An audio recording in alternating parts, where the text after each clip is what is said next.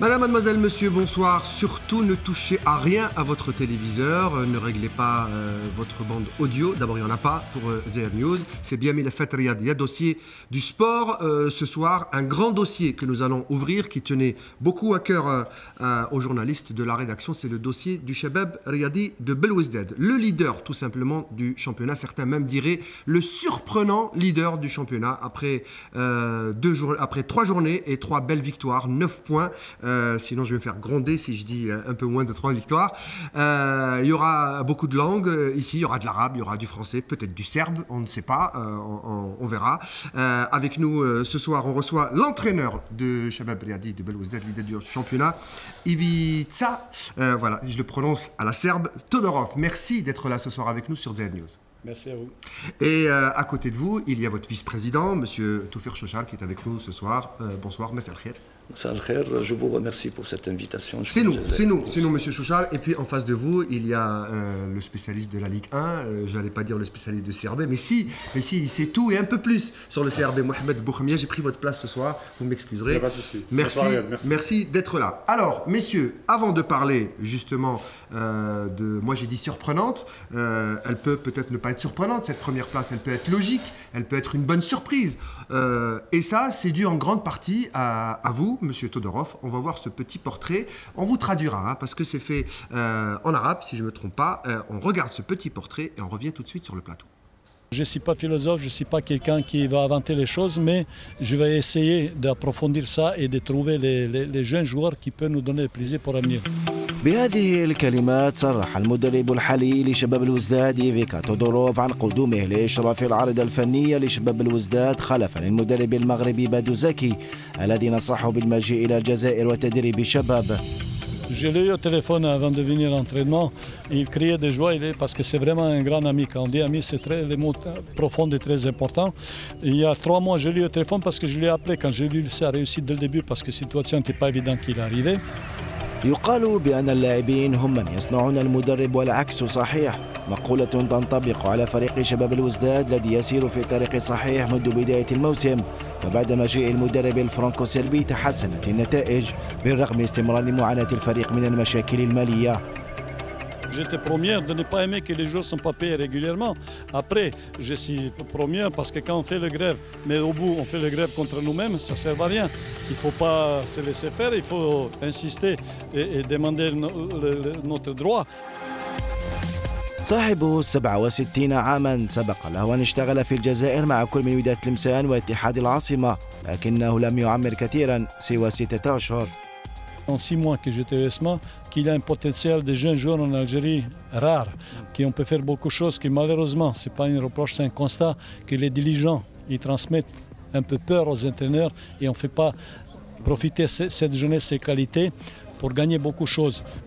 الصرامة والانضباط الميزتان الأساسيتان لتودوروف في التدريبات انعكست إيجابا على الفريق وهو ملوحظ على الميدان وخلق جوا جيدا للعمل.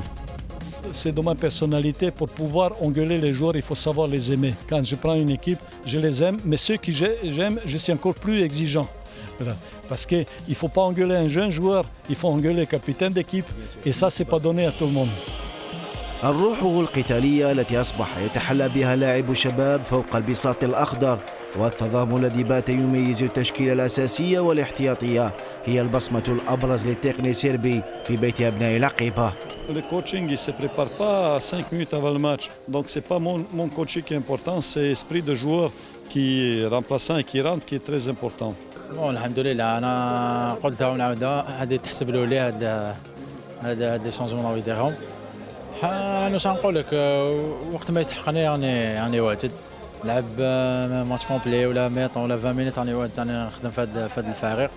ان شاء الله انا ماذا بيا شاك ماتش الماركي علاش لاعب لحقنا الميساج جور نفهم حنا نفهموه هذا الفرنسي نفهموه لحقنا الميساج تري بيان وجور ميم لي جوار كامل معاه بيان جور ما كاش اختلاف بينه وبين لي جوار هذا هو السر. المشوار المميز للشباب والوجه المخالف للتوقعات ارتبطت باسم المدرب تودوروف الذي قد يخلد في سجل النادي في حال ما إذا وصل الرفقاء لاكروم بهذا النسق بالنظر للوضعية الكارثية التي يعيشها النادي على الصعيدين المالي والإداري. Alors ça discute sur le plateau, on revient, j'allais dire, d'abord je vous remercie, c'est votre premier plateau de télé en Algérie, et le premier mot que vous avez dit dans ce sujet, c'est philosophe. Vous êtes un peu philosophe quand on vous entend parler, hein. Est-ce qu'ils vous comprennent les joueurs quand vous parlez philosophie? Je n'appellerai pas ça philosophie, je suis seulement quelqu'un qui est passionné et qui est entier. Et j'ai eu la chance, avec ce métier, de m'enrichir en voyageant beaucoup, en connaissant beaucoup de pays, beaucoup de religions, beaucoup de mentalités différentes. Et j'ai compris vite fait que quand on est voyageur comme ça, ce n'est pas à attendre que le pays vous accepte, c'est à nous de faire les efforts pour se faire accepter. Donc j'ai eu la chance de ce côté-là d'être pas philosophe, mais d'être curieux. Parce que dans ce métier, être curieux, c'est très important. Vous avez appris beaucoup de choses aussi, parce qu'on change quand on voit différentes cultures, différentes civilisations. Bien sûr, parce que pour vous répondre en cours et vite fait, là, j'étais 11 ans au Maroc, et puis après quelques années où j'ai eu de très bons résultats, un journaliste me posait une question un peu classique, quelle est la baguette magique qui vous donne les bons résultats partout? Et j'ai répondu sincèrement, je ne crois pas, ça n'existe pas. Mais si vous voulez réponse pourquoi peut-être j'arrive de passer mon message, c'est parce que Dieu il m'a donné une chance, parce que je suis né pauvre. Et les journalistes ils posaient question, ça n'a rien à voir avec football. Je dis, tu te trompes mon ami, parce que je travaille dans les pays pauvres et il faut savoir comprendre mes joueurs pour pouvoir leur passer le message. Après, je ne suis pas aussi tendre que ça. En tout cas, vous savez y faire avec les journalistes, il faudra faire attention, Mohamed Boukhemia. Alors, on va quitter un petit peu la psychologie du joueur et la psychologie humaine, tout simplement, et des individus pour parler football. Si on vous avait dit, vous serez premier avec 9 points après 3 journées, est-ce que vous aurez mis une pièce dessus? Et moi, je suis toujours positif. Quand je viens dans un pays sans être prétentieux et tout ça, moi, j'écoute tout le monde, mais j'écoute personne parce que je n'ai pas besoin d'être motivé. Je suis motivé de naissance. Parce que j'ai sang rouge dans les veines et football pour moi c'était une sortie de cette pauvreté et je m'accroche toujours et je remets compteur à 0 toujours. Donc des fois c'était pas facile, mais je me suis adapté à ça et grâce à ça on avance. Après j'ai connu les pays différents et mentalités différentes, mais partout les joueurs sont quand même des êtres humains. Ici c'est vrai qu'on dit, les anciens entraîneurs qui m'ont donné les conseils, ils ont dit, quand tu deviens entraîneur, il faut frapper une fois. L'ancien entraîneur qui vous a donné des conseils, c'est Badou Zaki, votre ami. Mais lui, il est plus jeune que moi, mais il m'a donné beaucoup de conseils au niveau des SI que je connaissais déjà. Mais c'est plus qu'un ami, c'est un petit frère pour moi. Là, c'est lui qui m'a ramené ici et on se téléphone, je suis ses résultats, je suivais quand il est venu ici. Parce que depuis longtemps, je l'ai conseillé de quitter Maroc et il n'a pas voulu. Et je pense que cette expérience ici, ça lui a servi de se relancer, pour se relancer. Voilà, vous avez tout compris. Donc, les anciens entraîneurs qui me disaient, les joueurs de football, il faut les frapper une fois, il faut les caresser une fois et frapper 2 fois. Et ici, j'ai compris qu'il faut caresser une fois et frapper 3 fois. Mais si vous frappez sans arrêt, c'est pas bon non plus. Oui. Il faut savoir mélanger chaud et froid, mais il faut essayer d'être juste. Parce que les joueurs, même s'il y a des problèmes de mentalité, comme on dit souvent, mais les joueurs, quand même, il faut les sensibiliser, il faut leur imposer. Mais c'est ça qui fait la différence, des fois. Tout faire, excuse-moi, peut-être qu'au moment que vous avez engagé le coach, il y a beaucoup de personnes qui étaient un petit peu réticentes par rapport à son âge, par rapport aussi à ces deux expériences en Algérie, à Tlemcen, à l'USMA Alger. Ça n'a pas trop duré, peut-être 6 mois à l'USMA, une petite pige à Tlemcen. Donc il y a beaucoup de personnes au CRB, dans l'entourage même du CRB, qui étaient un petit peu réticents par rapport à ce choix. Oui, effectivement, je vous confirme qu'on a eu pas mal de critiques quand on a fait venir le coach. Donc malheureusement, pour eux, et tant mieux pour nous, parce que pour nous, on savait qu'on allait faire le bon choix, puisqu'on a analysé son parcours à travers les pays là où il a drivé des équipes, telles qu'il a fait un passage en Tunisie, en Arabie Saoudite, en Égypte, contracteur. Et en Arabie Saoudite, il a entraîné l'équipe du Burkina, l'autre équipe du Congo au Gabon, Brazzaville. Donc il avait un CV très riche. et notamment puisqu'il est resté 11 ans au Maroc, donc c'est le Maghreb, donc il connaît un peu la mentalité du Maghreb. Donc, et ça nous a un peu motivés pour ramener ce coach qui nous a été conseillé par Badou Zaki, qui était la saison passée chez nous. Voilà. Donc, pour nous, on savait qu'on a fait le bon choix. Mais pour beaucoup, c'est vrai qu'on a eu pas mal de critiques envers cet entraîneur, et notamment sur quelques dirigeants ou une frange de supporters qu'ils étaient contre, parce que tout le monde nous disait que cette année, l'équipe va vivre le cauchemar cette saison. Mais M. Chouchar, juste, et ça ne vexera pas du tout M. Todorov, ils sont amis d'ailleurs, j'ai souvenance qu'en début de saison dernière, Badou Zaki aussi, on n'a pas été vraiment tendre avec lui. Hein. On savait que c'était une star, on savait que c'était un grand gardien, il a été sélectionneur des Lions, mais on était resté très prudent, on se demandait comment cette star du Maroc allait pouvoir se débrouiller avec un club aussi compliqué que le CRB, et finalement, vous aviez eu raison. Mais à la différence, c'est que la venue de Badou Zaki, donc dans l'environnement Belouizdadi, a bien accueilli la venue de... Parce qu'on le connaît de réputation, on le connaît de nom. Tout à fait. Vite adopté par... Donc il a été vite adopté, et de cette manière, il n'y a pas eu trop des gens qui sont contre cette venue, donc tout le monde a adhéré, il a aidé sur tous les plans. Cette saison, il y avait des négociations avec Benchikha qui allait prendre le CRB, et après ça a changé. Oui, tout à fait. Dans la liste, on avait arrêté en premier lieu Benchikha.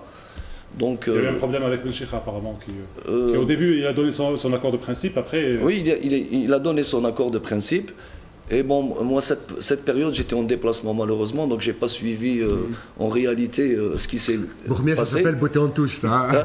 Donc... Ça, une beauté en touche. Alors, juste ça, parce qu'on m'a rappelé dans l'oreillette que quand on bat le Mouloudia, ça y est, on est super adopté, donc Todorov, il est adopté. Hein.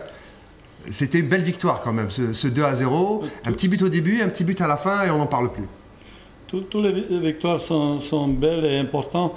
Les derbys sont psychologiquement très importants en Algérie. Je pense que vous le savez déjà. Il y a beaucoup de derbys. Mais un peu partout au monde, je vais vous contrarier un petit peu parce que partout au monde, il n'y a que 2 derbys. Vous prenez l'Italie, en Espagne, n'importe où, il n'y a que 3 derbys. Ici, il y a 6 derbys, si on veut. Voilà. Mais ailleurs, si vous devez choisir de gagner les derbys, et de terminer 7e au classement, ou de perdre le derby mais terminer première, vous allez faire quel choix? Donc c'est pour contrarier un petit peu le chauvinisme aux les gens où la passion domine le cerveau. Faites attention à ce que vous dites, parce que si vous laissez de côté les derbys et vous promettez le championnat, les supporters sont gourmands, il faut faire attention. Ne vous inquiétez pas pour ça. Ça c'est ce que je vous sors comme ça, mais ce que j'ai derrière ma tête, je suis pur que c'est supporter chaud. Pardon, pour revenir sur ce bon début de saison du CRB, vous avez parlé de surprise, un leader surprenant. Moi, je pense que oui et non.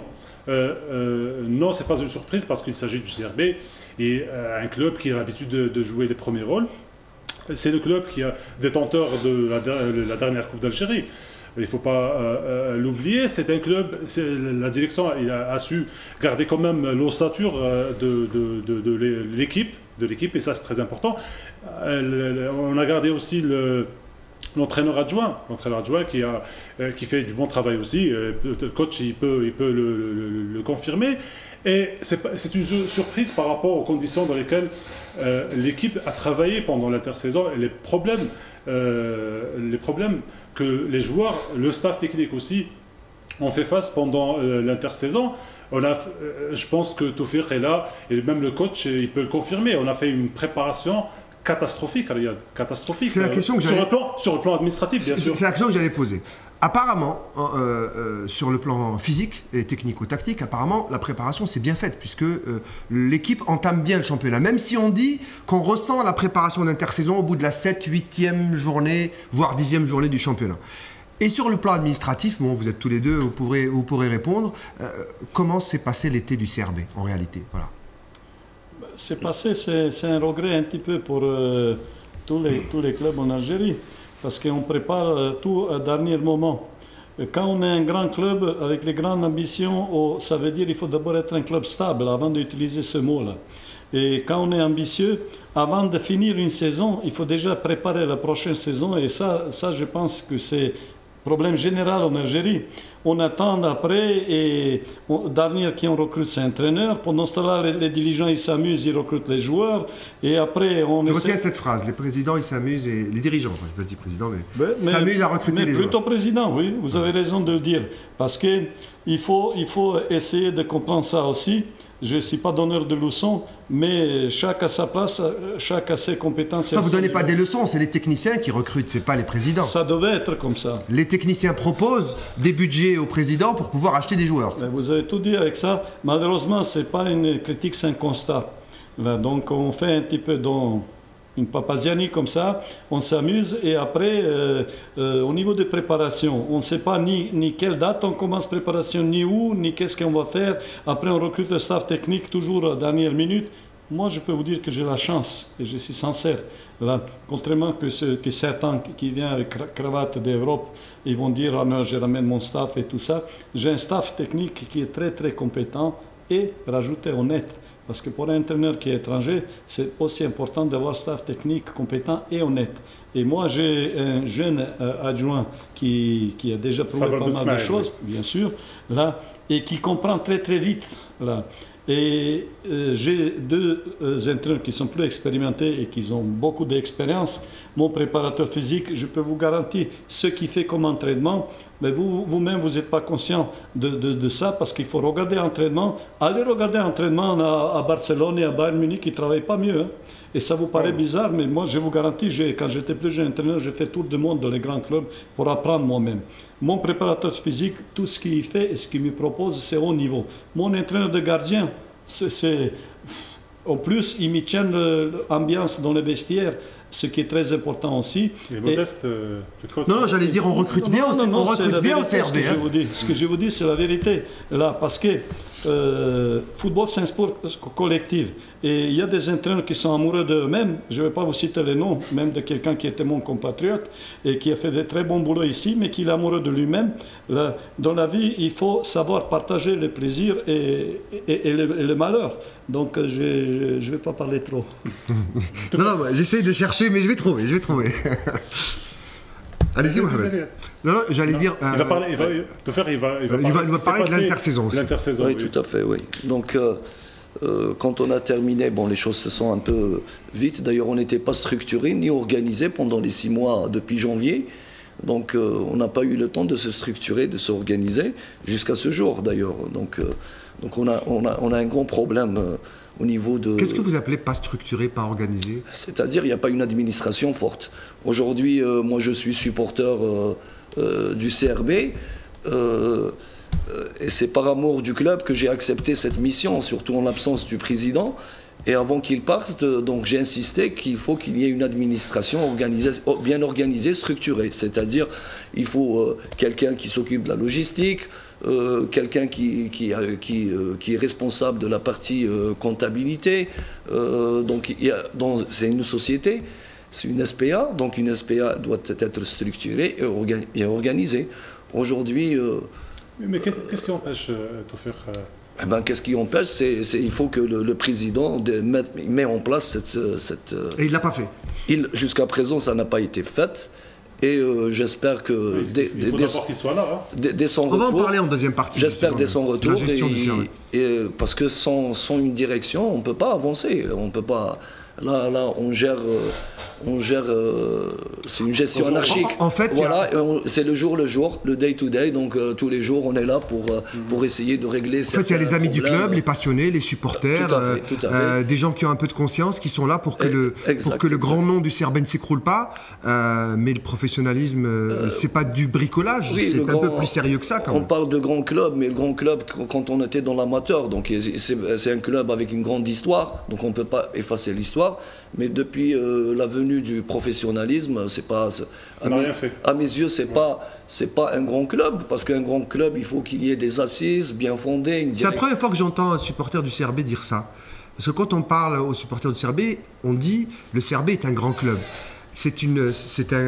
un grand nom, c'est un grand fanion, c'est un grand blason, c'est un grand écusson, mais dans les faits, c'est un club qui n'arrive pas à se hisser au niveau professionnel, comme beaucoup d'ailleurs, comme beaucoup d'autres grands clubs. La GSK aussi patauge dans ce genre de problème et c'est très triste. Le Mouloudia, c'est pratiquement tous les clubs qui sont... Mais c'est ça le problème. Le problème, c'est que aujourd'hui, on ne parle plus de clubs amateurs, donc on n'est pas dans l'amateurisme, on est dans le professionnel. On ne parle pas des clubs amateurs à tort, parce qu'ils le sont souvent. Donc la gestion d'un club au niveau professionnel, aujourd'hui ce qui se pratique pratiquement partout, dans tous les clubs, c'est totalement une gestion anarchique.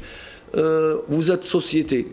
D'ailleurs, j'ai constaté, parce que j'ai appris lors du mercato, quand vous négociez avec un joueur, on parle du cash.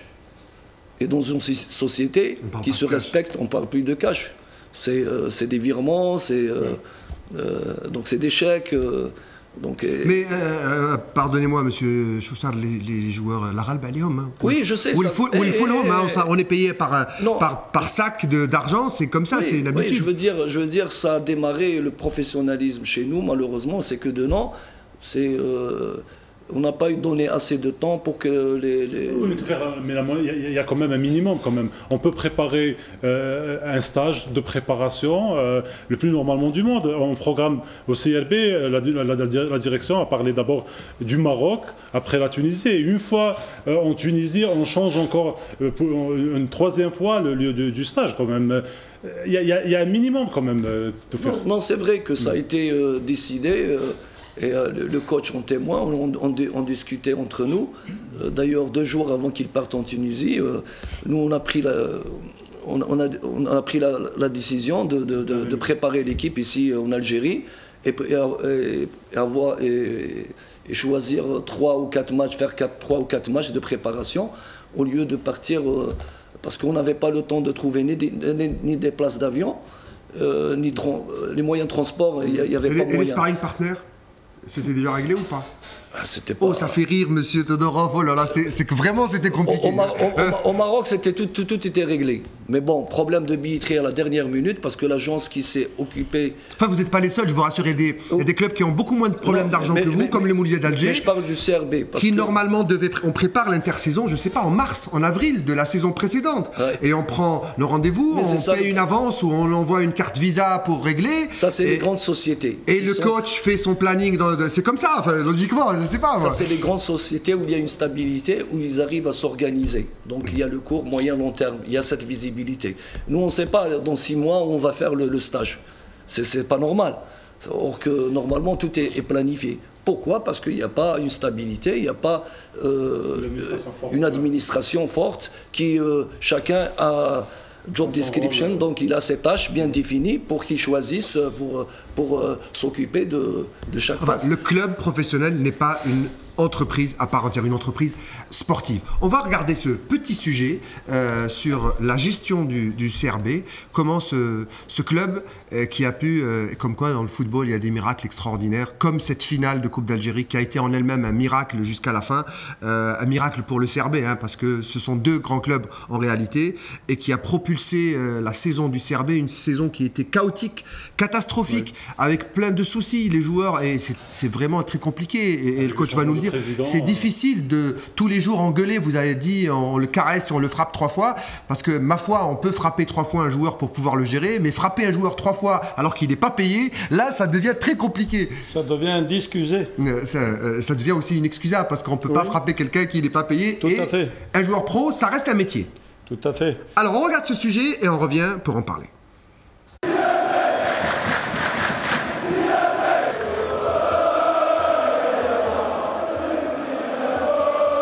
الحديث عن عودة شباب بلوزداد إلى الواجهة من خلال تتويجه بكأس الجزائر الموسم الماضي، وحتى تحقيق انطلاقة المثالية بداية هذا الموسم. دون شك كان بفضل اجتماع عدة عوامل، من بينها حرارة اللاعبين وعزمهم على إسعاد الأنصار بقيادة مدرب سابق اسمه بادو زكي ترك بصمته على الساحة الكروية الجزائرية قبل المغادرة، ومدرب جديد أثبت لحد الآن قدرته على تسيير المجموعة والتعامل مع معطيات المباريات. كل ذلك في ظل إدارة إن صح القول لها وعليها. فبالعودة إلى الموسم المنقضي كانت انتدابات فترة الميركاتو الشتوي في المستوى من طرف رئيس سرعان ما بانت ثمار عمله لينزع عنه صفة المخفي نهائيا مع أول تتويج بعد فترة وجيزة من قدومه.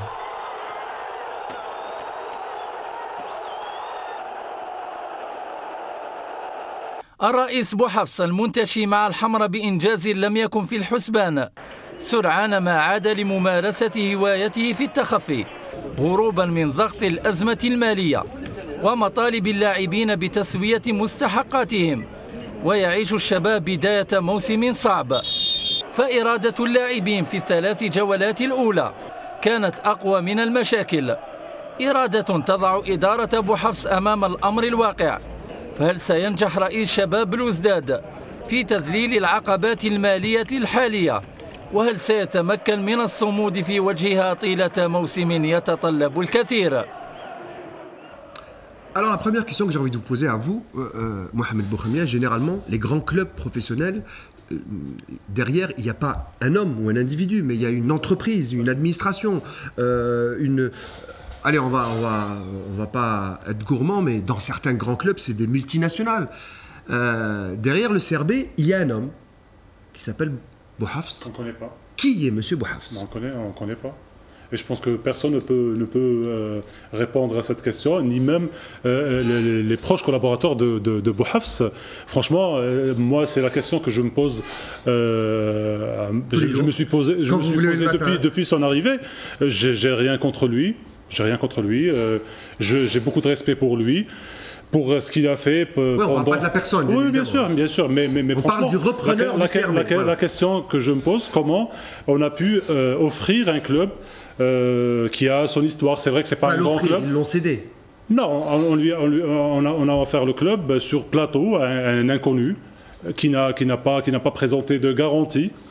Aujourd'hui, on dit, c'est vrai qu'il est en train... Quand on voit par exemple, c'est un exemple, hein, parce qu'il est tout frais, Sadmi, il a été obligé de présenter des investisseurs italiens pour dire, voilà qui est derrière moi pour que je puisse garantir... À l'USMAR, il y a une entreprise qui est derrière l'investisseur. Ça, c'est de l'autorité publique, c'est pour ça qu'on dit que c'est un des clubs les plus solides, parce que financièrement, et en termes d'organisation, il y a une expérience, il y a un conseil d'administration, il y a une gestion professionnelle du club, les joueurs ont eu des fiches de paye, si je ne me trompe pas, ils payent les impôts. N'est-ce pas? Vous y étiez, monsieur? Oui, de ce côté-là, USMA, c'est vraiment un club plus stable. Non, mais au CRB, rien n'est sûr. D'autant plus, depuis quelques jours, il a fait une annonce, une déclaration surprenante. Il dit qu'à partir de novembre, moi, je vais quitter le CRB. Moi, je me demande... Moi, je pose la question. Ben oui. Moi, je pose la question aux gens qui ont ouvert la porte à Bouhafs et qui ont donné le club sur plateau à Bouhafs. Quelles sont les garanties qu'il a présentées pour qu'on lui cède le club de cette manière? Et la question elle est posée. Non, pas à Toufer. Toufer, il n'est pas concerné. Non, le club est censé avoir un conseil d'administration. Et aujourd'hui, en l'absence de Bouhafs, on se retrouve avec un vice-président, avec son administration bien sûr, avec l'Aroussi et un directeur de l'administration qui sont les seuls... Mais c'est des membres d'un staff, hein, c'est pas un conseil d'administration. Non, mais parce qu'un conseil d'administration les membres du conseil d'administration... peuvent voter aussi le départ d'un président. Ils sont absents, Riyad. Ils sont absents. Non, je dis ça parce qu'il faut que les supporters, je pense que la plupart le savent, mais il faut que les supporters regardent leur club de l'intérieur et regardent comment il est. Il n'y a rien, Riyad. Il n'y a rien à l'intérieur. Il y a Toufer Chouchar qui est avec le club en l'absence de Bouhafs. Il y a l'Aroussi, il y a un administrateur depuis le retrait du groupe Chetouf, Djadi, les gars du CSA. Je suis estomaqué quand j'entends l'analyse de Mohamed Boukhemia. Qu'est-ce que vous répondez à ça? C'est une réalité, Toufer, quand même. Pour moi, c'est pas surprenant, c'est une réalité. On essaye de cacher certaines vérités qui font mal. Donc moi j'ai deux discours. Un discours de supporter et un discours d'une vision d'un gestionnaire. Donc la vision de supporter, on aime que le club soit dans le standing qui gagne des titres chaque saison. Voilà. Donc, parce que c'est l'histoire du club le club il est né avec le V. Donc on est un club qui gagne des winners, des titres. Des gagnants. Voilà, c'est qui gagne des titres. Donc il est né pour gagner des titres et non pas pour jouer chaque saison le maintien. Donc ça c'est... on aimerait bien voir notre club se structurer comme d'autres clubs. Je dirais pas en Algérie, parce que bon, en Algérie il n'y a que 2 ou 3 clubs. Par exemple, en Tunisie, Algérie, il n'y a pas de référence. En Tunisie ou au Maroc, qui ont 3 longueurs ou 4 longueurs d'avance par rapport à nous. Et nous, chez nous, aujourd'hui, le CRB, il n'y a ni structure, ni administration forte, rien de cela. Donc, Monsieur Bouhafs, que je remercie, malgré que moi je le remercie, parce que quand il était venu, il n'y avait personne. Monsieur Malek, que je salue énormément, et que c'est dommage parce que lui, il était isolé, personne ne l'a aidé dans l'entourage du club. Donc c'est ce qui était dommage, parce qu'on pouvait gagner beaucoup de titres avec Malek. Mais l'histoire est têtue. Oui, malheureusement. Donc, parce qu'il s'est sacrifié pour ce club, donc de ses moyens, argent, temps, donc tout ça. Mais malheureusement, l'entourage n'a pas aidé ce président. Donc il avait annoncé son départ. Voilà, donc c'était pour décembre. Et il n'y avait personne qui est venu... c'est pas normal. Voilà. Un club comme le CRB, il n'y a personne qui veut prendre le CRB. Et au mois de janvier, je vous rassure que tous les joueurs n'étaient pas payés. Hormis les 2 ou 3 joueurs qui étaient recrutés, qu'ils avaient reçu de moi.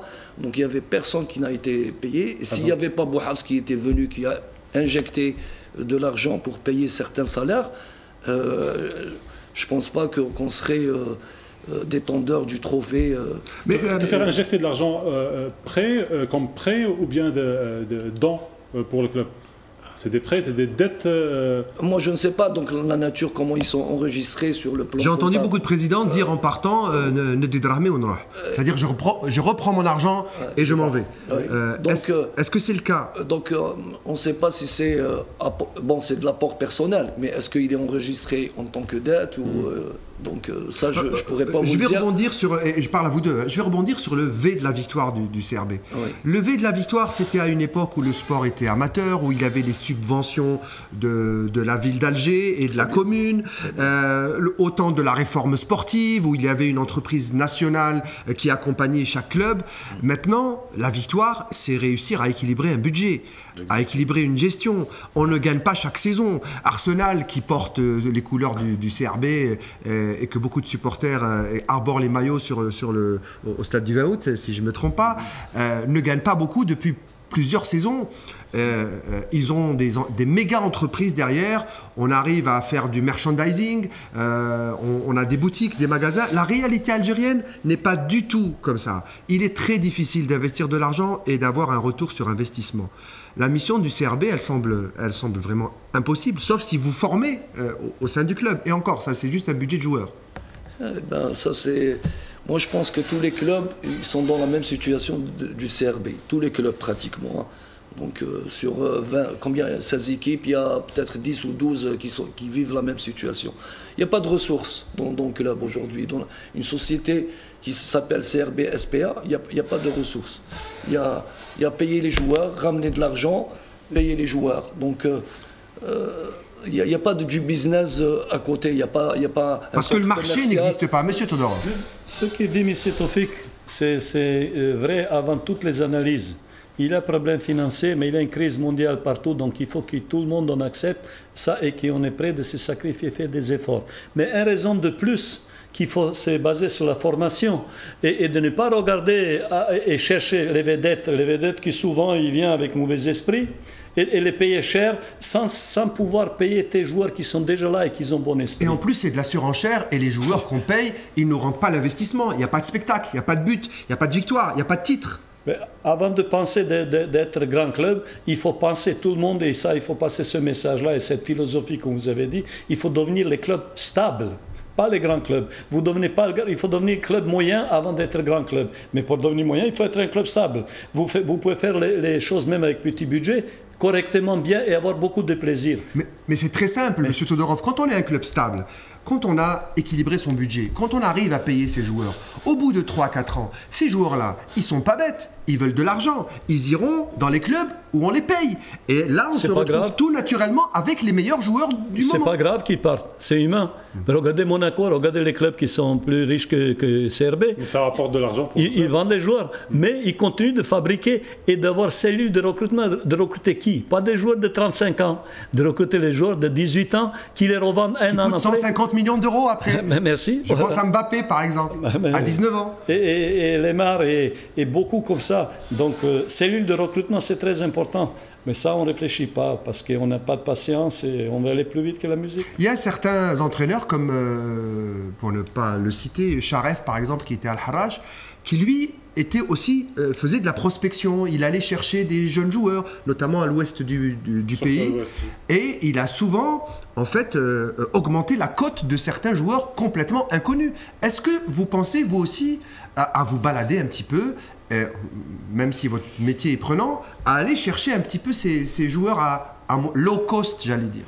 C'est pas uniquement que je me promenais. Et là, je ne vais pas donner leçon à personne, mais j'étais un petit peu déçu, si j'ose dire, là, parce que je me suis rendu compte que le meilleur club en Algérie au niveau des jeunes et de recrutement des jeunes, c'est USMA.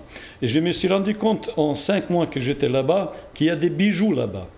Mais le président que je respecte encore aujourd'hui et qui on est resté en bon terme, là, il était pressé d'aller plus vite que la musique. Je l'ai sorti dans l'époque une liste de 8 joueurs, jeunes joueurs gratuits. Là. Il m'a dit c'est une très bonne idée. Sur ces 8 joueurs, il a aujourd'hui, et tant mieux pour eux, et bravo à lui et à son club, là, il n'y a que 3 qui jouent à USMA. Ça veut dire le stopper qui a joué arrière-gauche, Abdelawi, comment ça s'appelle? Abdelawi. Stopper Abdelawi, que j'ai vu un match et j'ai dit qu'il peut jouer en équipe première. Dans l'époque, il avait un arrière-gauche qui joue en équipe nationale. Mais même s'il y a un joueur qui joue en équipe nationale, il faut préparer le remplacement de ce joueur-là. Il y a Ben Hamassa, qui dans l'époque était pressé, que j'ai prêté, j'ai vu qu'il était beau. Et il y a celui-là qui est maintenant un des meilleurs en Algérie, ailier gauche, là, Mézien, que je dis qu'il est très bon. Et il y a eu des joueurs plus jeunes que ça. Maintenant, on parle de Béchou chez moi, mais vous n'allez pas finir de parler de Béchou. Quand on voit l'histoire, par exemple, vous parlez de l'USMA, quand on voit l'histoire de l'USMA, de l'ère Haddad, par exemple, les 2 premières saisons, souvenez-vous, Mohamed Bourmian, on les appelait les Dream Team. Je me rappelle d'un salaire de l'ancien milieu de l'équipe nationale, le Mouchia, à 450 millions, presque un demi-milliard le mois. Et la 2e saison également, Dream Team 2, et ensuite on a très vite compris du côté de l'USMA qu'il valait mieux fabriquer des bons joueurs que d'acheter des bons vieux joueurs. Où est Bourdine aujourd'hui? On parle de Bourdine là, il était USMA. Où est Taïeb qui malheureusement il s'est blessé? Et où il est Walid qui est ailier gauche, Raji, comment ça s'appelle? Walid Raji, qui est Arji. Où est le Béchou? Là, bien sûr, on peut pas faire tout le monde les mettre d'être tout de suite titulaire, mais ça fait un paquet de joueurs et qui sont gratuits là. Mais vous allez dans un... C'est très profond, on n'a pas beaucoup de temps aujourd'hui. On va parler justement de la formation du CRB, ça fait partie de la gestion du club. Il est mal géré, voire pas géré, c'est bien ce que j'ai compris, Mohamed Bourmian. Quand vous parlez des jeunes joueurs, il y a un marché des vieux joueurs, on gagne beaucoup d'argent, il y a des agents, il y a des présidents qui gagnent sur les joueurs. Ouais. C'est très difficile, il y a des joueurs qui ne veulent pas sortir du circuit. Et s'ils ne sortent pas du circuit, les jeunes ne peuvent pas monter, et là, le cercle est fermé. En parlant de formation, Mohamed Bourmian, il en est où le CRB dans la formation ? Est-ce qu'ils forment les joueurs? Je pense que c'est une question, mais d'abord c'est une question qu'on va poser à Tawfiq Chouchal, mais la question qui s'impose aujourd'hui, depuis l'annonce du départ de Bouhafs, à partir de novembre, il maintient toujours sa décision. Il y aura quoi au CRB? Quel président? Est-ce que d'abord, départ, il y aura? Est-ce que c'est officiel? Est-ce qu'il quitte le CRB en novembre? Il va quitter à 100% le CRB. Après lui, il y aura qui à la tête du CRB? Coach, est-ce que ça ne vous inquiète pas? Dans quelques mois, le président il annonce son départ. Je m'excuse. C'est un ami, il ne peut pas vous répondre directement peut-être. Je vais donner... Lui, il m'avait annoncé suite aux critiques qu'il a reçues. Oui, mais je m'excuse de faire un président digne, il doit assumer, il doit faire face, il doit expliquer aux gens qu'est-ce qui se passe au niveau du club. Voilà, donc lui, il a eu le problème de résidence, parce qu'il a une résidence aux Émirats, Donc, comme vous le savez, quand vous dépassez les 6 mois... Donc c'est facile de se barrer. Hein. Qu'est-ce que vous appelez problème de résidence d'abord? Parce qu'il était resté plus de 6 mois en dehors des Émirats. Donc ça, c'est... vous risquez de perdre la résidence. En fait, à cause du CRB, il a perdu sa résidence parce qu'il était obligé de rester ici. Voilà, c'est ce que vous voulez dire. Voilà, juste pour que les gens comprennent. Ah, voilà, okay. Voilà. Donc ça, c'est une vérité. Donc là, avant-hier, il a reçu, il a pu récupérer ses papiers. Il a l'autorisation de quitter le 22.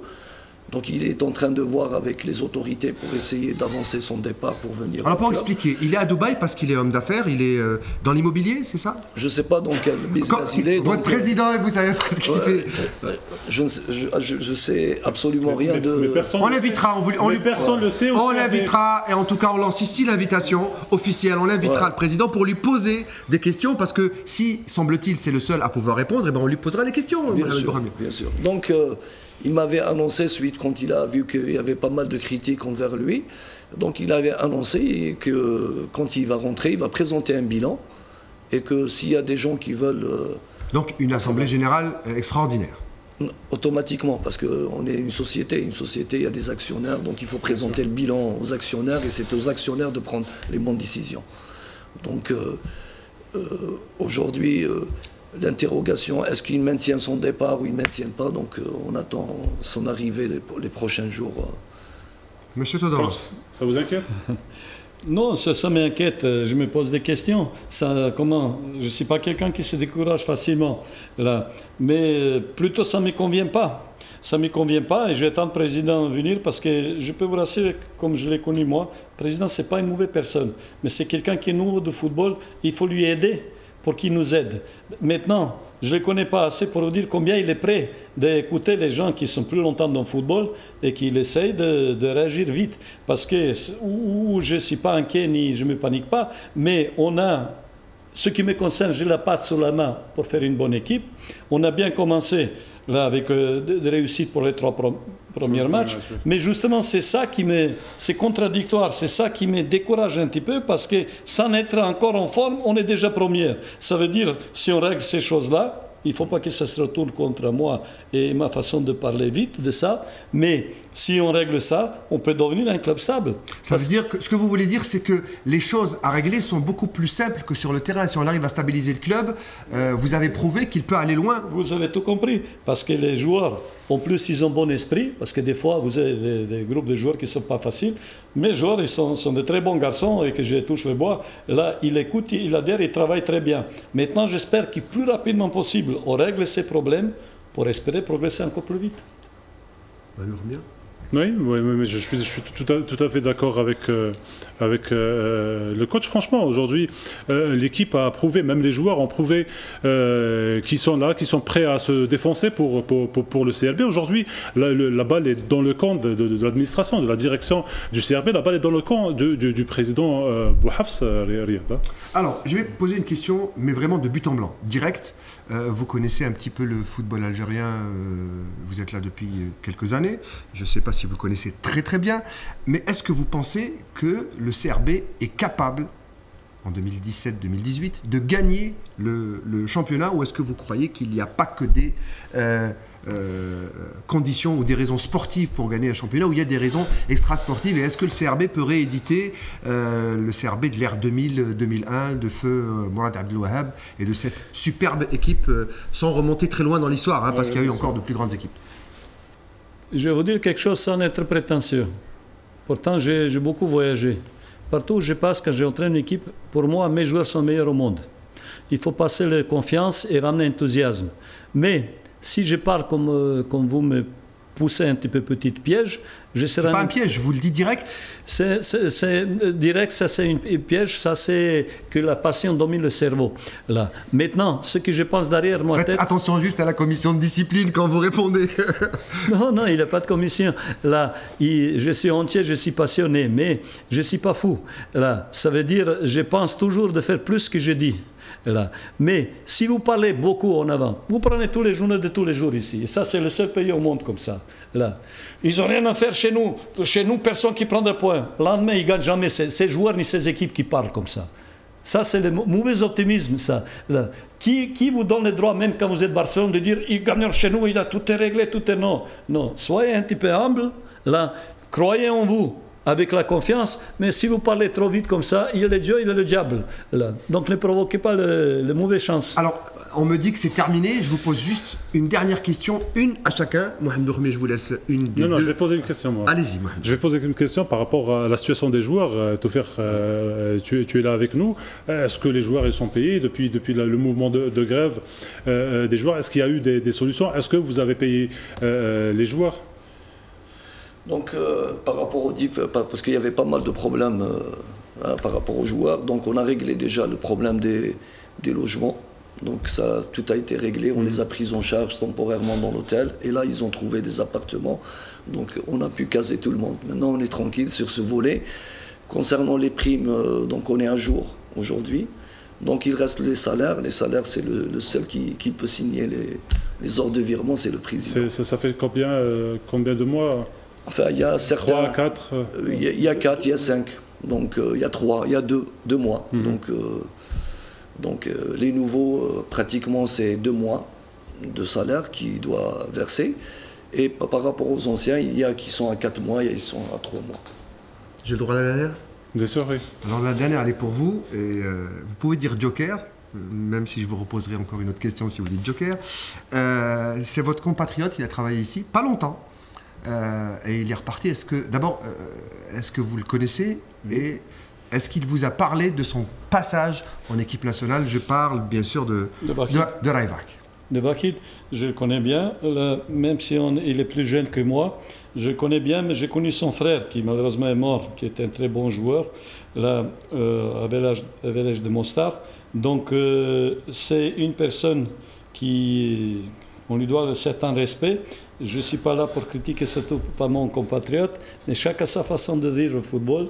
Non, je vous pose la question pas parce que vous allez protéger votre compatriote, parce que vous avez l'avantage de le connaître mieux que nous. Oui. Je voulais savoir, est-ce qu'il vous a parlé de son passage et qu'est-ce qui s'est passé? Non, on n'a pas parlé. J'ai des relations. Justement, c'est ça qui vous donne déjà réponse. Parce que lui c'est quelqu'un qui...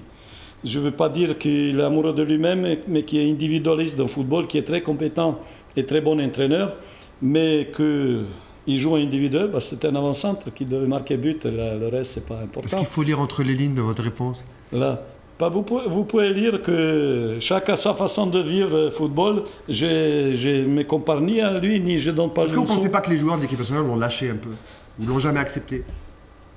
Mais c'est peut-être un peu sa faute. Son caractère, peut-être. C'est peut-être sa faute aussi. Je vous dis sincèrement, détrompez-vous sur mon gentil sourire. Là.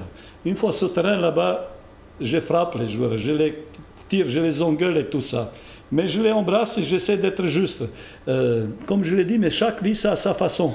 Là. Donc, les joueurs, pendant certaines périodes, les entraîneurs qui crient trop souvent, c'est pour cacher ses incompétences. Ou il est égoïste. Dans 2 cas, vous pouvez avoir des résultats courts. Ça fait penser à Vaïd un peu, mais je ne sais pas pourquoi. Non, je ne vais pas vous répondre directement à son sujet, là, parce que c'est mon compatriote, et il faut respecter. Si on ne respecte pas certaines personnes, on voit les choses différemment, il faut respecter le métier d'entraîneur. Alors, juste pour finir, comme ça, je ne vais pas vous bloquer, est-ce que vous pensez que la langue est une barrière entre un coach et son vestiaire? Et comment Parce qu'en Algérie, on a dit que les journalistes avaient tort de parler de la langue, que ce n'est pas un problème, etc. Non. Est-ce que c'est une barrière, là? Les journalistes, des fois, ils ont tort, mais là... Souvent, ils ont raison. Non, ils ont raison complètement. Et je ne parle pas de pauvre entraîneur qui est là en ce moment, mais je peux vous dire quelque chose, je vous ai dit au début, une des premières choses plus importantes dans ce métier d'entraîneur, c'est savoir passer message. Si vous arrivez de ne pas parler, cherchez un autre pays, un autre continent. C'est comme ça. Je ne parle pas contre le sélectionneur actuel. Il y a une dernière question, s'il te plaît. Pendant AFES, je crois, au Maroc, on l'appelait Moulay Idriss Todorov. Pourquoi? Merci, ça me reste un souvenir et je suis attaché à cette ville et cette club. Moulay Idriss Todorov, c'est ça? Moulay Idriss, c'est le saint qui a créé la ville. Bien sûr. Donc dans les pays musulmans, effectivement, les gens comme ça, ils agrandissent peut-être votre mérite, mais j'ai eu ce plaisir là-bas. C'est une marque de respect. Parce que j'ai fait un changement avec un joueur qui est entré, il a marqué but et on a monté en première division après ce but-là. Et le public a crié et ça restait encore aujourd'hui. Quand je retourne là-bas, c'est un plaisir. Mais malheureusement, ce club, il est en deuxième division, ça reste cher à mon cœur. Et je les supporte comme supporter parce que l'entraîneur, c'est mon fils qui j'ai lancé dans l'époque en équipe première, qui vous connaissez de nom, Tarek Skitivi, qui était grand joueur à Porto. Et il fait de très bons boulots. Donc j'espère vraiment qu'il remonte parce que dehors de qu'on gagne le titre, on gagne le salaire, on s'attache à chaleur humaine. Et ici, c'est pas longtemps que je suis ici. J'espère que je vais vous dire la même chose que sur l'Algérie que ce que je vous parle du Maroc. En tout cas, je confirme une chose, la communication, c'est très important dans le football. Vous savez séduire les joueurs. Et ce qui est encore plus important dans notre pays, vous savez séduire les journalistes. Et ça, c'est primordial. Merci, messieurs, d'avoir été avec nous ce soir. Merci, ne m'enflammez pas. Merci, Mohamed Boukhemia, d'être avec nous. Je vous rends la place, promis. Vous, Tarek Bouflih. Merci beaucoup d'être là. Merci à vous de nous avoir suivis si tard. Rendez-vous, bien évidemment, pas le week-end, mais dès dimanche pour notre numéro de dossier du sport Milafet Riyadiyya. Bonsoir.